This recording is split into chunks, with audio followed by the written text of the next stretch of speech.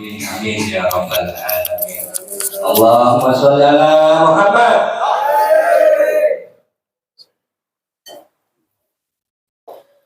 Assalamualaikum warahmatullahi wabarakatuh. Alhamdulillahi rabbil alamin.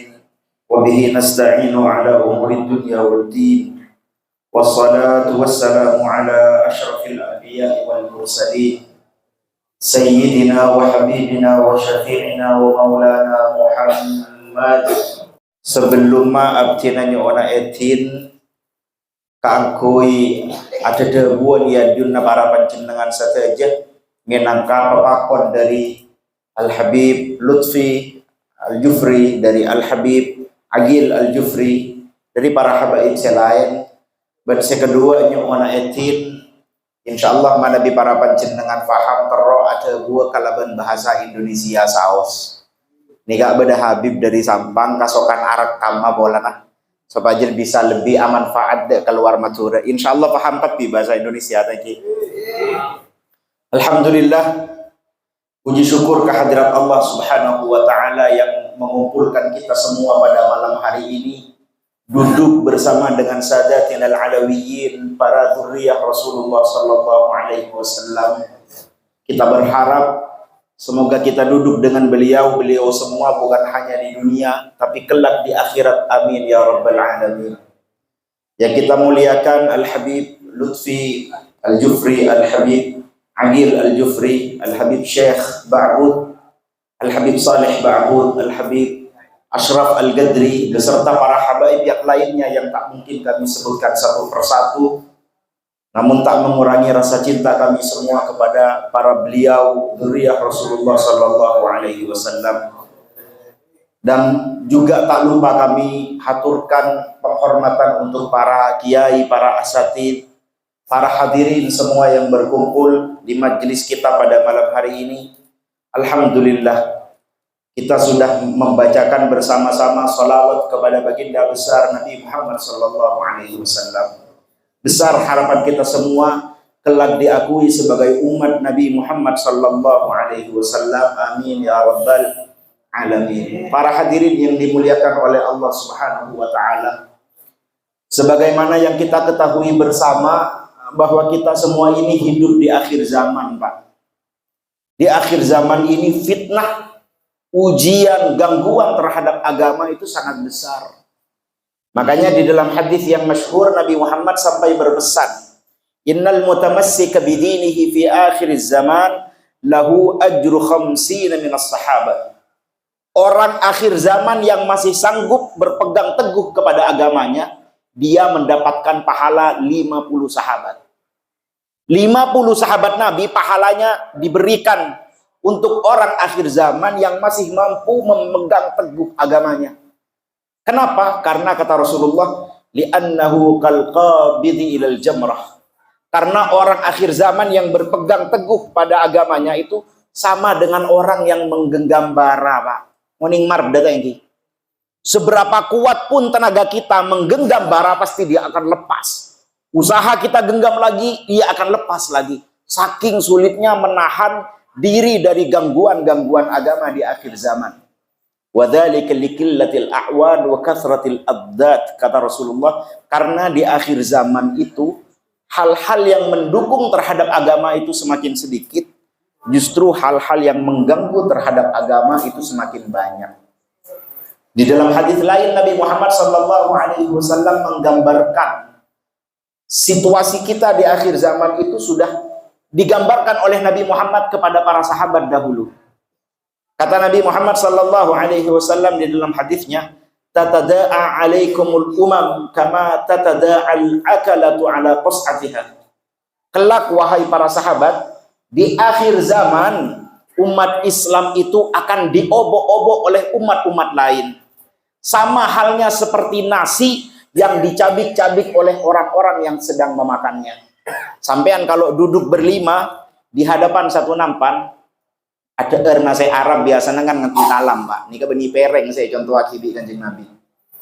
Makan satu nampan berlima, Sama yang kiri dicabik nasinya, sama yang kanan dicabik lauknya, diambil ayamnya. Seperti itu gambaran umat Islam di akhir zaman.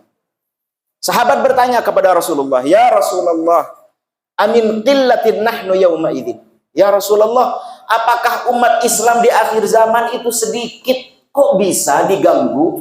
Kok bisa diobok-obok? Kata Rasulullah, "Bal antum yawma idzin katsir." Justru sebaliknya, umat Islam di akhir zaman itu banyak. Akan tetapi Rasulullah menggaris bawahi, walakin ghutha ka ghutha'is sayl. Tapi banyaknya umat Islam itu tak ubahnya seperti buih di lautan. Pada ben kapok neng tasek gak disapa. Ada berbeda sama sekali. Hanya ada satu aplikasi misalnya TikTok dibuat oleh orang dari luar Islam. Semua umat Islam berlomba-lomba goyang-goyang perempuannya di TikTok. Benar apa tidak, Pak? Itu salah satu contoh kecil. Ada orang bilang kiamat 2012, se-Indonesia geger semua, terpengaruh. Kenapa? Umat akhir zaman itu banyak umat Islamnya, tapi nggak punya berat, nggak punya bobot, nggak punya nilai. Gara-gara jauh dari majelis ta'lim, jauh dari majelis ilmu. Maka insya Allah kita semua yang masih bertahan duduk rela berlama-lama di majelis ilmu, insya Allah diamankan oleh Allah Subhanahu wa Ta'ala dari gangguan-gangguan akhir zaman. Amin ya rabbal alamin. Karena kebetulan pada malam hari ini Al-Fagir diundang, diminta oleh Al-Habib Lutfi, oleh Al-Habib Agil. Ini majelis bersama para habaib, maka sangat pantas kalau Al-Fakir pada kesempatan malam hari ini menyinggung sedikit satu fitnah akhir zaman yang tak kalah penting untuk kita perhatikan para hadirin sekalian. Jaga betul-betul. Fitnah apa itu? Intisyaru bughdi alil bait. Maraknya kebencian terhadap keluarga Rasulullah sallallahu alaihi wasallam. Ini fitnah akhir zaman. Kalau bukan orang pilihan nggak akan selamat dari fitnah ini, Pak. Kalau bukan orang yang benar-benar dipilih sama Allah Subhanahu wa Ta'ala, pasti akan terbawa sama fitnah ini. Fitnah maraknya kebencian terhadap keluarga Nabi Muhammad sallallahu alaihi wasallam. Nabi dulu pernah berpesan para hadirin. Kata Nabi Muhammad sallallahu alaihi wasallam, "Taraktu fikum ats-tsaqalain." Saya meninggalkan dua pusaka untuk kalian. Bede cimat dua di Kanjeng Nabi itinaki untuk kita semua. Cimat nih, Pak. Kata Rasulullah sallallahu alaihi wasallam, "Kitabillah wa itrati ay ahli baiti." Dua pusaka yang bisa dijadikan cimat oleh kita semua itu adalah dua, satu Al-Qur'an, kitab Allah Subhanahu wa Ta'ala, dan yang kedua adalah keluargaku, anak keturunanku, kata Nabi Muhammad sallallahu alaihi wasallam.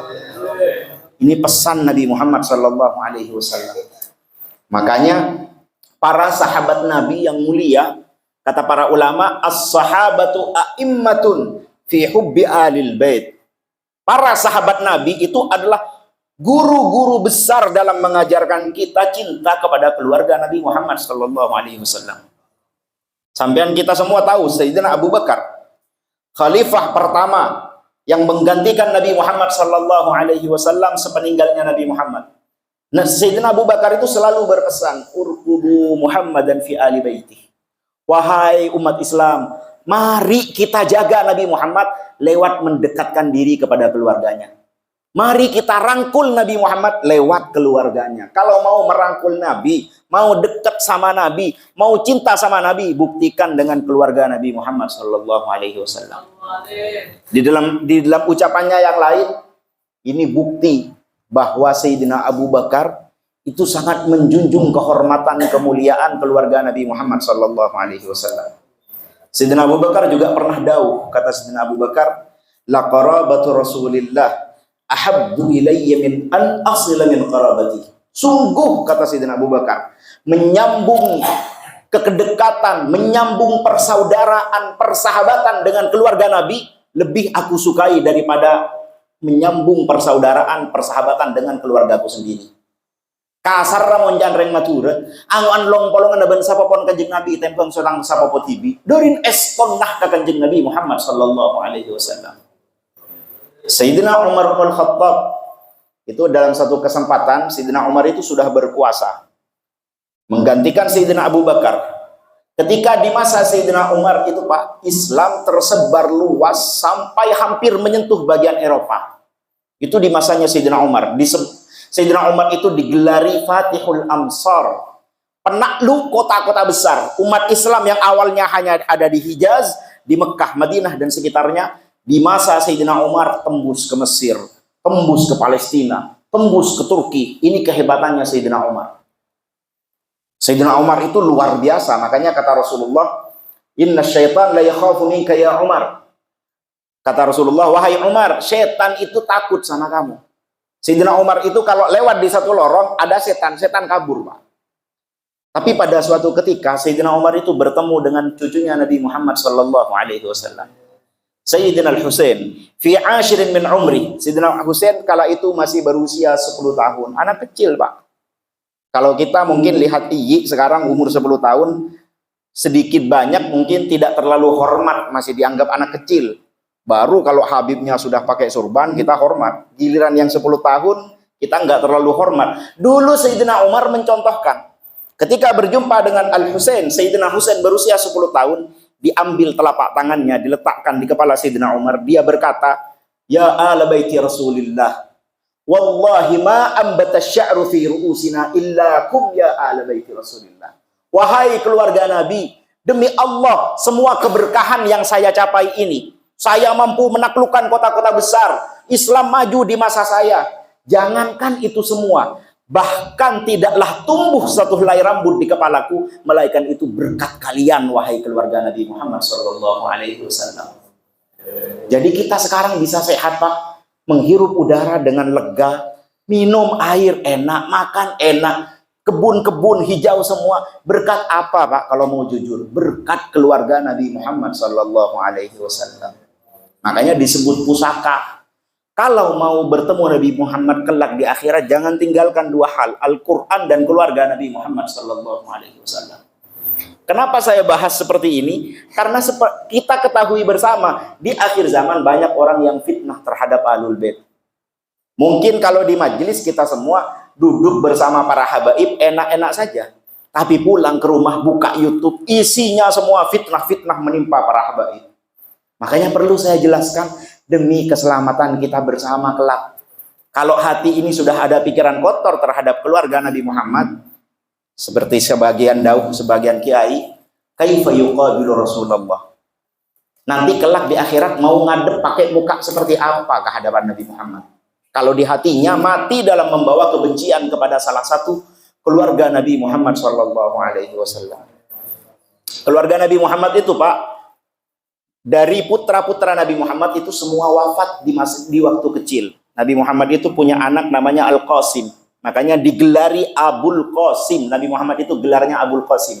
Bapaknya Qasim. Sampai-sampai sebagian para ulama ada yang mengharamkan kalau ada orang punya anak laki-laki pertama dinamai Qasim. Itu sebagian ada yang mengharamkan. Kenapa? Itu julukannya Nabi Muhammad, jangan diambil. Abul Qasim. Bapaknya Qasim. Nabi Muhammad putra pertamanya Qasim, tapi wafat di waktu kecil. Lahir lagi laki-laki namanya Abdullah. Dalam sebagian riwayat At-Tayyib atau At-Tahir, wafat waktu kecil juga. Sampai-sampai orang-orang kafir di Mekah itu pada mengolok-olok Nabi Muhammad, disebutnya Muhammad Abtar. Muhammad itu mandul katanya. Kenapa? Karena kalau secara nasab, Pak, orang itu bernasab lewat bapaknya. Kalau sampean punya anak perempuan, nikah sama orang, kemudian punya anak, hakikatnya secara nasab dia bukan cucunya sampean.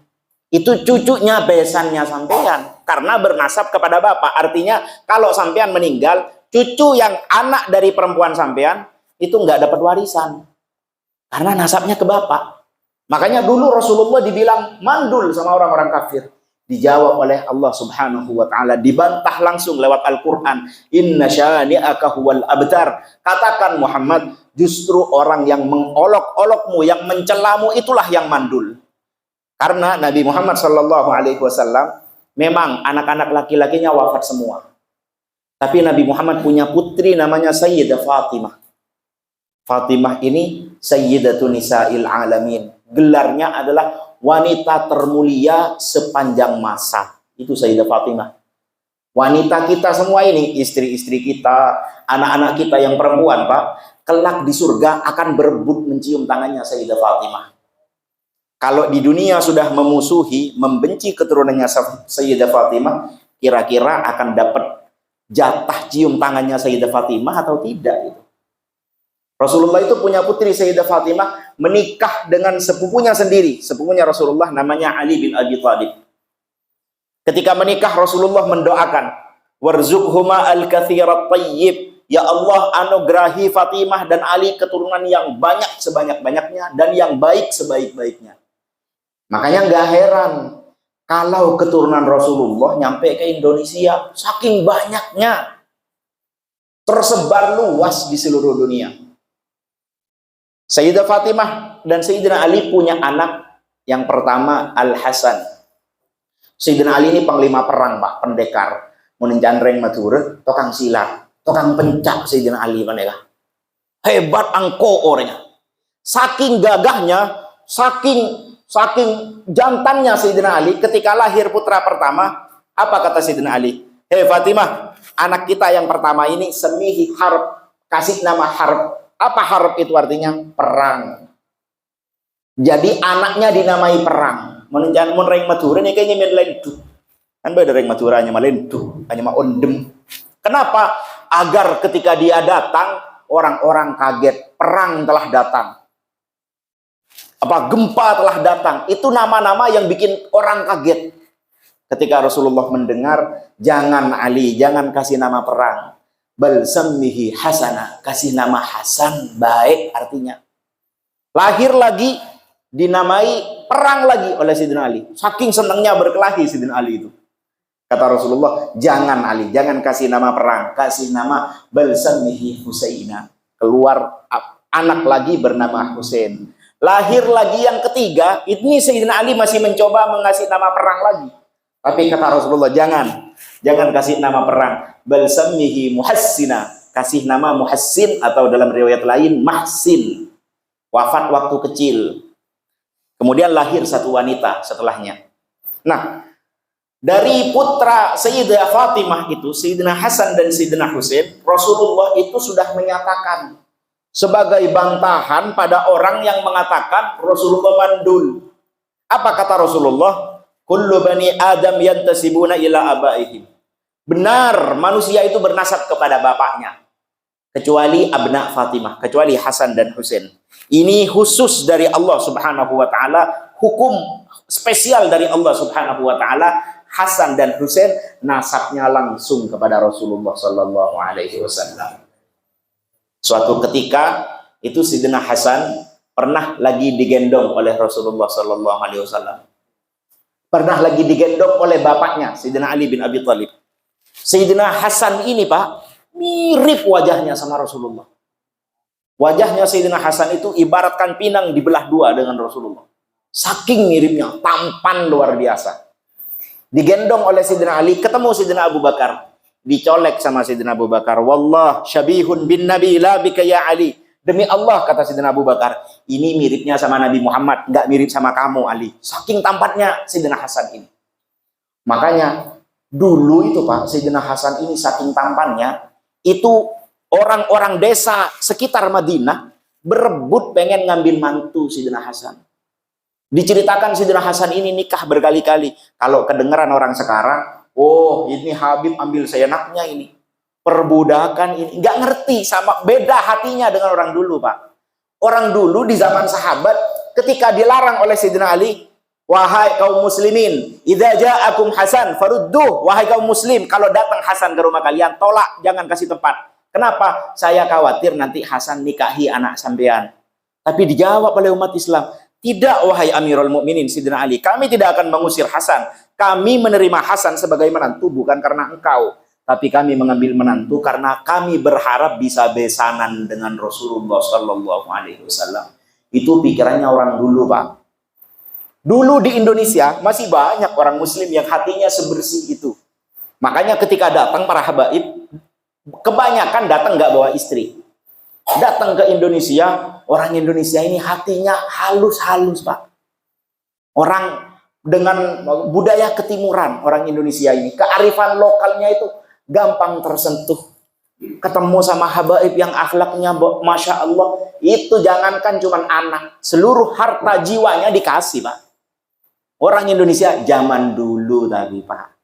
Zaman sekarang coba ada satu habib sikapnya nggak enak, langsung ijak kocakin sampai ke begrum, penepok capok kapi. Tepekir gerum pena habib serah kanjeng Nabi Muhammad sallallahu alaihi wasallam. Keluar Sayyidina Hasan, Sayyidina Husain langsung bernasab kepada Rasulullah sallallahu alaihi wasallam. Dari Sayyidina Hasan lahir putra namanya Hasan al-Muthanna, Hasan kedua. Nama anak dan bapaknya sama. Ini perlu diambil contoh oleh orang Madura.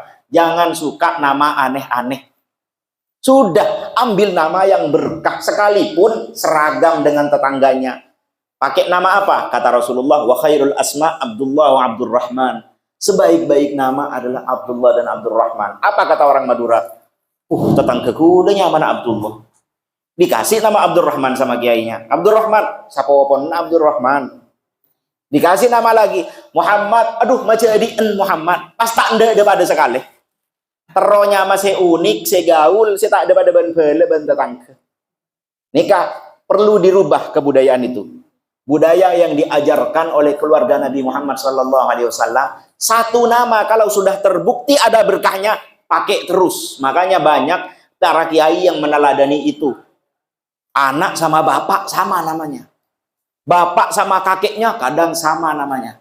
Kalau di Pamekasan, di Tenggina, itu ada Kiai Jazuli.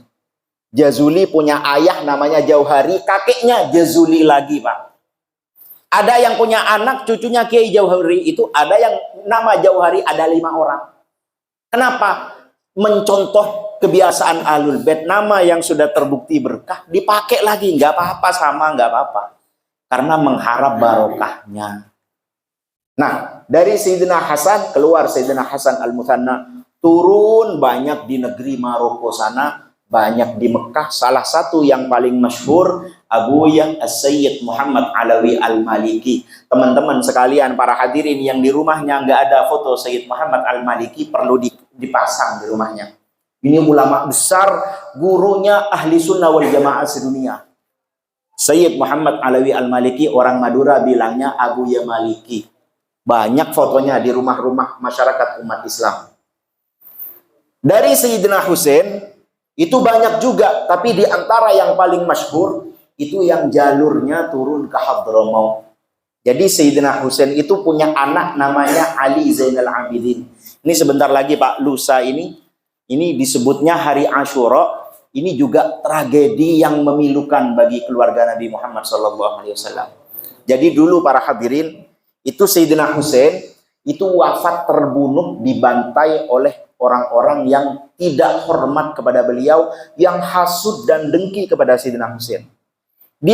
Dibunuh, dibantai, nggak cuma Sayyidina Husainnya, anak-anaknya dibunuh semua. Ponakan-ponakannya dibunuh semua. Sayyidina Husain itu punya anak namanya Abu Bakar, Umar, Utsman, Ali. Ali ada 2. Ada Ali besar, ada Ali kecil. Saudaraan namanya sama. Nah, itu semuanya terbunuh, tapi tersisa Ali Zainal Abidin Al-Akbar kalau tidak salah. Ali Zainal Abidin yang lebih besar, usianya 10 tahun, dalam keadaan sakit, akhirnya terselamatkan, tidak sampai diketahui oleh orang-orang yang membunuhnya. Akhirnya dari Sayyidina Ali Zainal Abidin inilah Ali Al-Akbar atau Ali Zainal Abidin lahir keturunan Rasulullah Sallallahu Alaihi Wasallam. Insya Allah kita semua dianugerahi cinta duduk selalu dengan keturunan Rasulullah Sallallahu Alaihi Wasallam. Ali Zainal Abidin ini para hadirin orang luar biasa, sholatnya 1000 rakaat setiap hari. Udah menjadi cicit Nabi, sholat 1000 rakaat Pak. Kita kapan sholat 1000 rakaat? Gak akan pernah seumur hidup. Jangan-jangan seumur hidup kalau dikalkulasi sholat kita belum nyampe 1000 rakaat. Ini salat tiap harinya Sayyidina Ali Zainal Abidin. Ali Zainal Abidin ini orangnya kalau jalan gak pernah lihat langit Pak, nunduk gini terus. Rajul mutawadhi, simbol rendah hati karena mewarisi akhlaknya Nabi Muhammad SAW. Suatu ketika Sayyidina Ali Zainal Abidin ini keluar dari masjid sehabis sholat 1000 rakaat. Keluar dari masjid, di pinggir jalan ada orang tiba-tiba bilang, "Hei orang yang sok suci, kamu ini pendusta, kamu ini pembohong, kamu ini pencuri, kamu ini munafik." Dicaci maki sepuasnya. Kalau kita ketemu orang yang tiba-tiba nggak kita kenal langsung mencaci kita, kira-kira bagaimana respon kita, hadirin sekalian? Mau menggunakan akhlak seperti apa? Sayyidina Ali Zainal Abidin, ketika ada orang yang menghampirinya, mencaci maki sepuasnya, beliau diam tersenyum, menunggu orang itu selesai. Enggak di stop, enggak dihentikan perkataannya, Pak. Setelah orang itu selesai mencaci maki, kata Sayyidina Husain, "Jazakumullah ala nasihatik." Terima kasih sudah memberi nasihat. "Alaka hajatun aqdiha tijaha nasihatik?" Ahsanta ilayya. Apa kamu punya kebutuhan, punya keperluan? Saya akan bantu sebagai balasan atas nasihatmu itu. Tertunduk orang yang mencaci maki itu, Pak, langsung nangis. Dia bilang, "Wallah innaka ibnu Rasulillah." Demi Allah kamu ini benar-benar cucunya Nabi. Kaget, ditanya oleh Sayyidina Husain, "Maksudnya apa?" Orang itu bilang, "Maaf Sayyidina Ali Zainal Abidin, tadi itu ada orang bilang kepada saya, kamu aku kasih hadiah 1000 dinar kalau mampu bikin Ali Zainal Abidin itu kesel. Kalau Ali Zainal Abidin bisa dibikin emosi, kamu dapat 1000 dinar. Kata Sayyidina Ali Zainal Abidin, "Coba kamu bilang dari awal, nggak perlu capek-capek mencaci maki, saya kasih 1000 dinar. Ini akhlaknya para hadirin. Sayyidina Ali Zainal Abidin ini punya anak namanya Al-Imam Muhammad Al-Baqir. Sayyidina Muhammad Al-Baqir ini bertempat di mana? Di Irak. Keluar ke Irak bersama putranya Al-Imam Ja'farus Shadiq. Itu hidup di Irak di sana. Ini banyak dijadikan panutan oleh orang-orang Syiah. Sayyidina Ja'far As-Shadiq ini. Padahal di dalam riwayatnya pernah ada orang bertanya, "Wahai Imam Ja'far As-Shadiq, bagaimana pendapatmu tentang Sayyidina Abu Bakar dan Sayyidina Umar?" Sayyidina Ja'far As-Shadiq itu menjawab, "Bari'at minni dhimmatu Rasulillah illam akun arju min syafa'ati Abi Bakrin wa Umar." Oh kama qala. Sungguh aku lepas dari tanggung jawab Rasulullah kalau aku tidak mendambakan syafaatnya Sayyidina Umar dan Sayyidina Abu Bakar. Sayyidina Ja'far As-Shadiq ini para hadirin sekalian punya anak namanya Al-Imam Ali Al-Uraidi. Ini orang salah satu keturunan Nabi Muhammad yang wajahnya juga dikenal sangat mirip dengan Nabi Muhammad SAW. Sayyidina Ali Al-Uraidi ini kemarin saya sampaikan di berbagai tempat kisahnya Sayyidina Ali Al-Uraidi. Ali Al-Uraidi ini saya mendengar dari salah seorang ulama di Hadramut dari keluarga Al-Khatib, bukan dari Habaib. Al-Khatib ini di Hadramut kalangan kiai istilahnya. Kiai yang menguasai Hadramut, yang jadi tokoh ulama Hadramut. Tapi semenjak datangnya Ahlul Bait, mereka berkata, "Kami dengan sukarela memberikan mimbar-mimbar kami untuk kalian para keluarga Rasulullah SAW." Makanya kalau kiai seperti saya ceramah seperti ini bukan hal merendahkan diri, Pak. Mungkin ada yang bilang, "Mak bodeg kiai punjung Habib." Justru demi menjaga kemuliaan kiai yang lain, biar tidak dikira semua kiai benci habaib. Ini musim fitnah akhir zaman, diadu domba soalnya para hadirin. Makanya harus yang bicara dari kalangan kiai. Karena serba salah kalau ada habaib membicarakan tentang kemuliaan Ahlul Bait, nanti sama orang, "Oh minta dihormat," katanya. Itu orang akhir zaman, repot.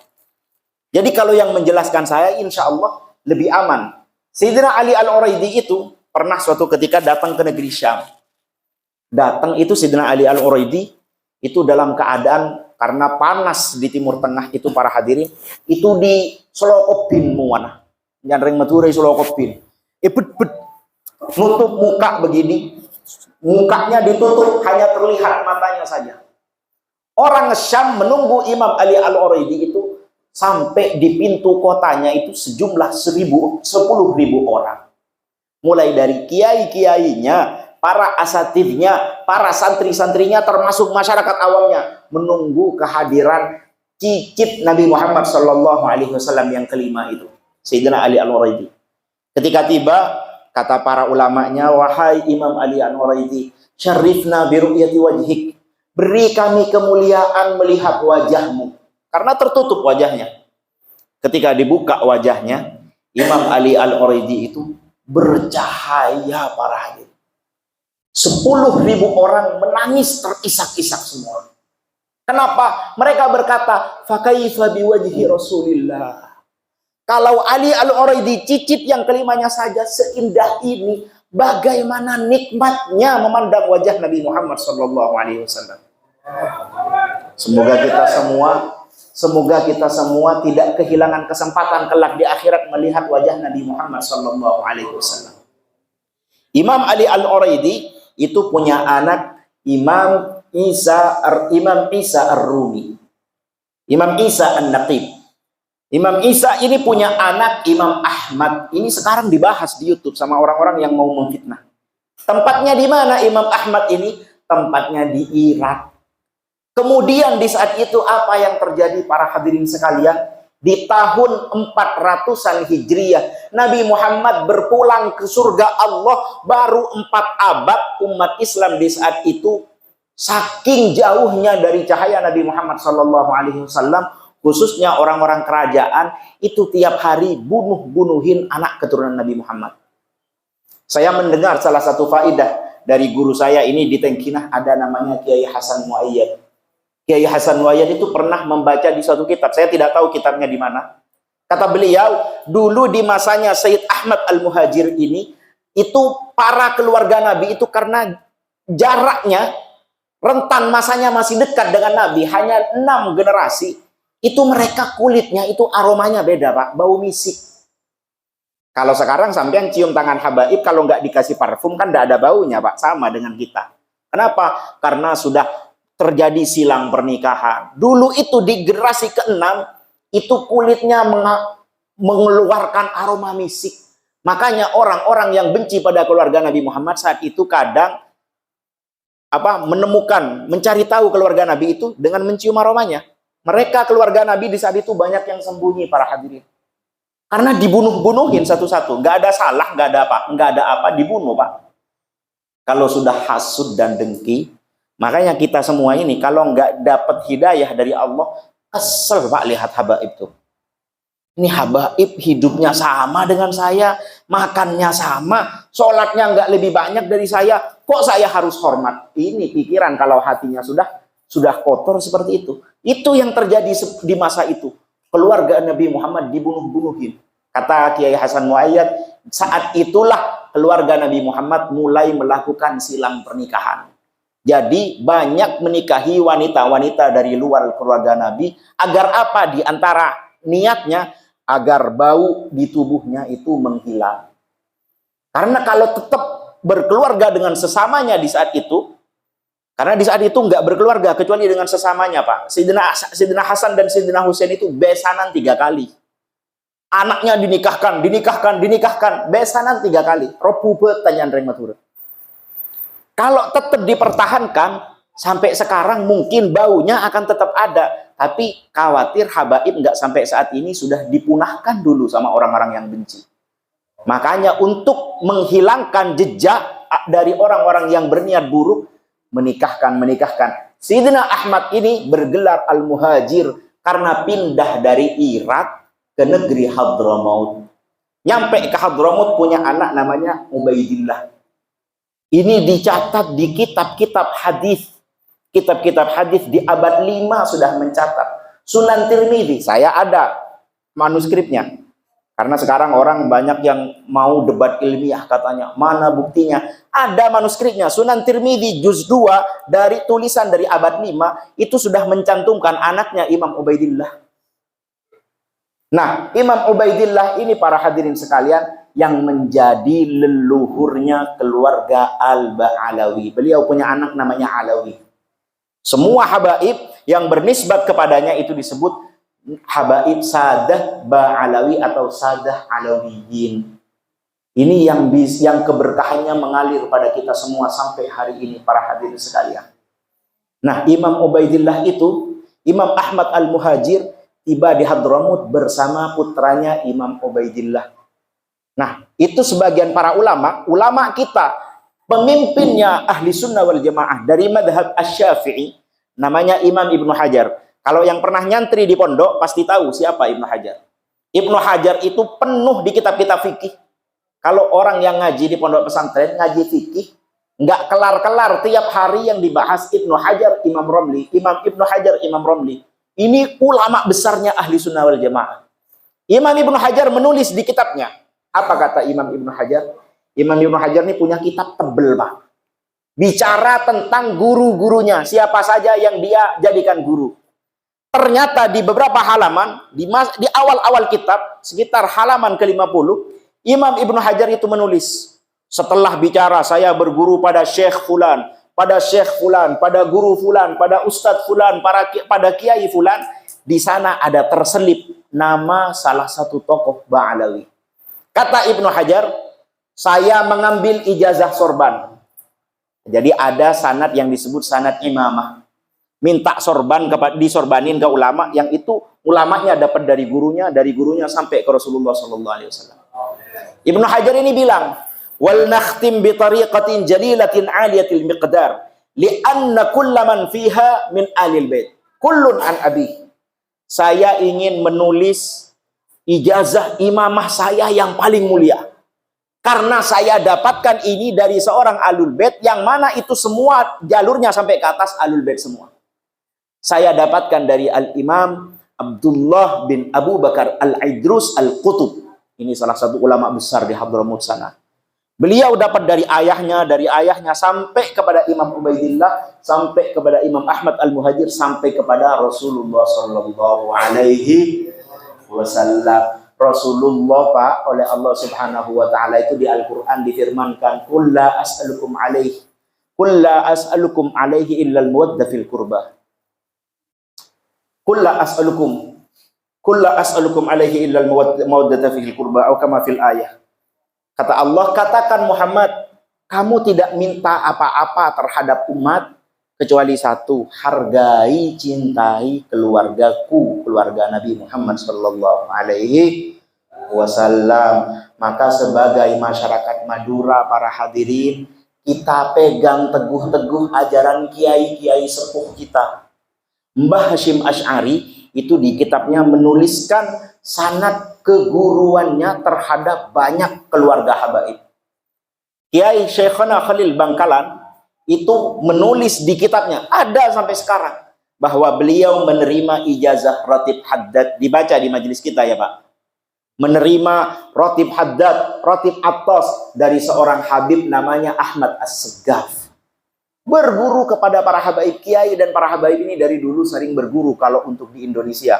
Maka jangan mau dipecah belah para hadirin sekalian. Kita jaga, jangan pernah mengikuti siapapun yang menyuarakan kebencian terhadap keluarga Nabi Muhammad SAW. Ini terakhir. Sekarang itu Mbah Maimun Zubair yang di Jawa Tengah yang wafat di Mekah beberapa tahun silam.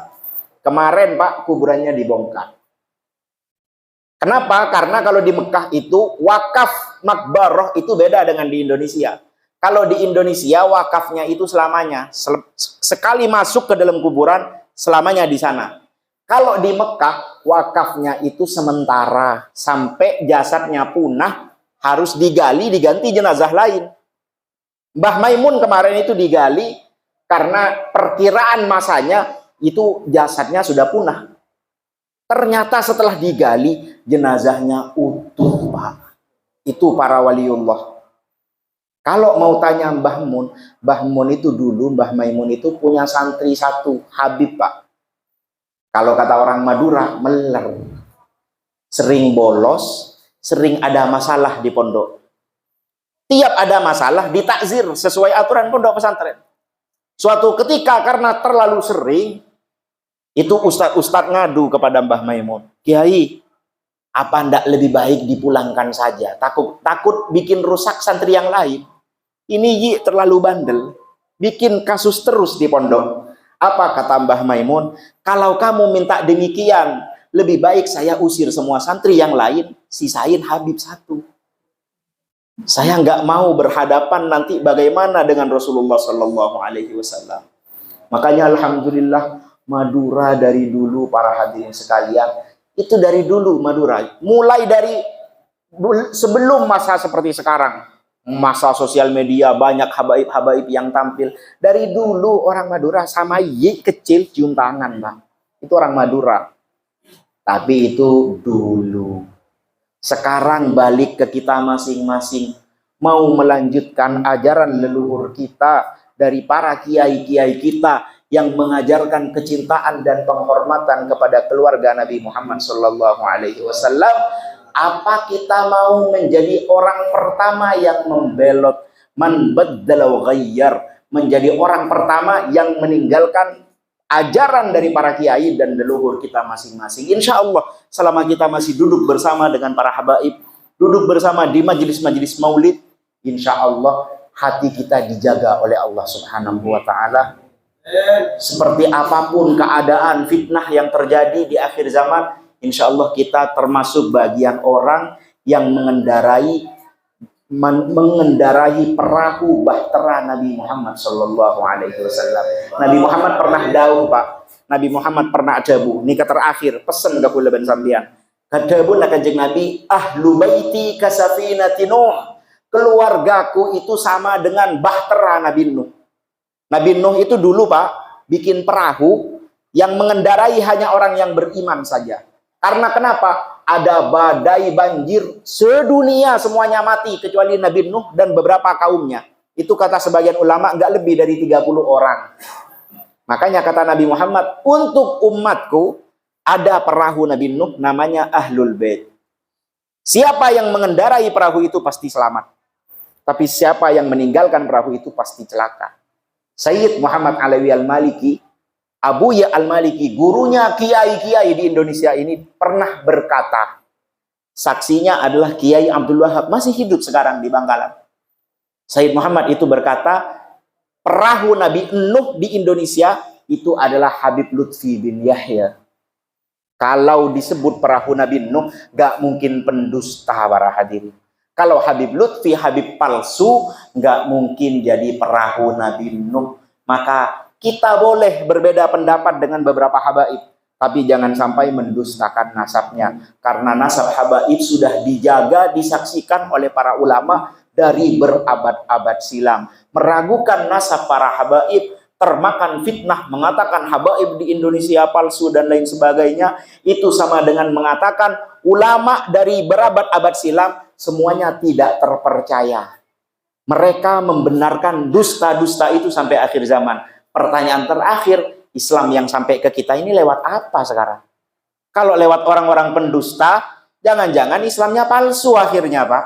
Makanya ini perlu dijaga, pertahankan teguh agar kita semua kelak mendapat syafaat Nabi Muhammad SAW.